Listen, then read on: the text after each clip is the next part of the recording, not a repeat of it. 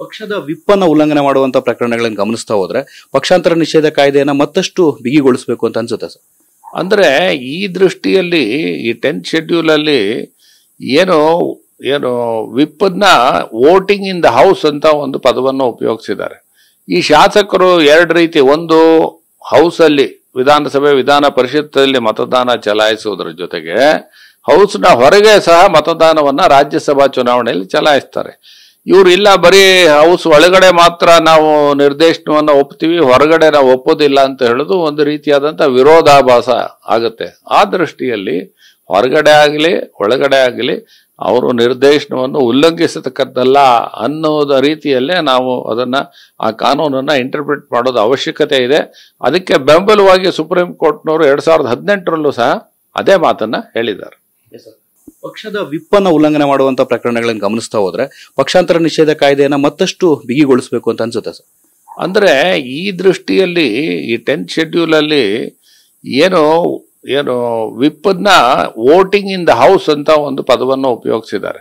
ಈ ಶಾಸಕರು ಎರಡು ರೀತಿ, ಒಂದು ಹೌಸ್ ಅಲ್ಲಿ ವಿಧಾನಸಭೆ ವಿಧಾನ ಪರಿಷತ್ತಲ್ಲಿ ಮತದಾನ ಚಲಾಯಿಸುವುದರ ಜೊತೆಗೆ ಹೌಸ್ನ ಹೊರಗೆ ಸಹ ಮತದಾನವನ್ನ ರಾಜ್ಯಸಭಾ ಚುನಾವಣೆಯಲ್ಲಿ ಚಲಾಯಿಸ್ತಾರೆ.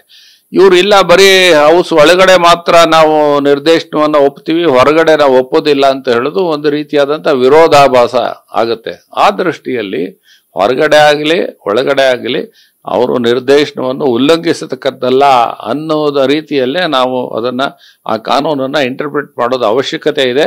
ಅದಕ್ಕೆ ಬೆಂಬಲವಾಗಿ ಸುಪ್ರೀಂ ಕೋರ್ಟ್ನವರು 2018ರಲ್ಲೂ ಸಹ ಅದೇ ಮಾತನ್ನ ಹೇಳಿದ್ದಾರೆ. ಪಕ್ಷದ ವಿಪ್ಪನ್ನ ಉಲ್ಲಂಘನೆ ಮಾಡುವಂತ ಪ್ರಕರಣಗಳನ್ನು ಗಮನಿಸ್ತಾ ಹೋದ್ರೆ ಪಕ್ಷಾಂತರ ನಿಷೇಧ ಕಾಯ್ದೆಯನ್ನ ಮತ್ತಷ್ಟು ಬಿಗಿಗೊಳಿಸಬೇಕು ಅಂತ ಅನ್ಸುತ್ತೆ ಸರ್. ಅಂದ್ರೆ ಈ ದೃಷ್ಟಿಯಲ್ಲಿ ಈ 10th ಶೆಡ್ಯೂಲ್ ಅಲ್ಲಿ ಏನು ವಿಪ್ಪನ್ನ ವೋಟಿಂಗ್ ಇನ್ ದ ಹೌಸ್ ಅಂತ ಒಂದು ಪದವನ್ನು ಉಪಯೋಗಿಸಿದ್ದಾರೆ. ಈ ಶಾಸಕರು ಎರಡು ರೀತಿ, ಒಂದು ಹೌಸ್ ಅಲ್ಲಿ ವಿಧಾನಸಭೆ ವಿಧಾನ ಪರಿಷತ್ತಲ್ಲಿ ಮತದಾನ ಚಲಾಯಿಸುವುದರ ಜೊತೆಗೆ ಹೌಸ್ನ ಹೊರಗೆ ಸಹ ಮತದಾನವನ್ನ ರಾಜ್ಯಸಭಾ ಚುನಾವಣೆಯಲ್ಲಿ ಚಲಾಯಿಸ್ತಾರೆ. ಇವ್ರು ಇಲ್ಲ ಬರೀ ಹೌಸ್ ಒಳಗಡೆ ಮಾತ್ರ ನಾವು ನಿರ್ದೇಶನವನ್ನ ಒಪ್ತೀವಿ, ಹೊರಗಡೆ ನಾವು ಒಪ್ಪೋದಿಲ್ಲ ಅಂತ ಹೇಳೋದು ಒಂದು ರೀತಿಯಾದಂಥ ವಿರೋಧಾಭಾಸ ಆಗುತ್ತೆ. ಆ ದೃಷ್ಟಿಯಲ್ಲಿ ಹೊರಗಡೆ ಆಗಲಿ ಒಳಗಡೆ ಆಗಲಿ ಅವರು ನಿರ್ದೇಶನವನ್ನು ಉಲ್ಲಂಘಿಸತಕ್ಕದ್ದಲ್ಲ ಅನ್ನೋದ ರೀತಿಯಲ್ಲೇ ನಾವು ಅದನ್ನ ಆ ಕಾನೂನನ್ನ ಇಂಟರ್ಪ್ರಿಟ್ ಮಾಡೋದು ಅವಶ್ಯಕತೆ ಇದೆ. ಅದಕ್ಕೆ ಬೆಂಬಲವಾಗಿ ಸುಪ್ರೀಂ ಕೋರ್ಟ್ನವರು 2018ರಲ್ಲೂ ಸಹ ಅದೇ ಮಾತನ್ನ ಹೇಳಿದ್ದಾರೆ. ಇದಿಷ್ಟು ಕೂಡ ಹಿರಿಯ ವಕೀಲರಾದ ಅಶೋಕ್ ಹಾರ್ನಳ್ಳಿ ಅವರ ಮಾತಾಗಿರ್ತಕ್ಕಂಥದ್ದು. ಕ್ಯಾಮರಾಮನ್ ವಾಲಿ ಜೊತೆ ಶಿವಪ್ರಸಾದ್, TV9 ಬೆಂಗಳೂರು.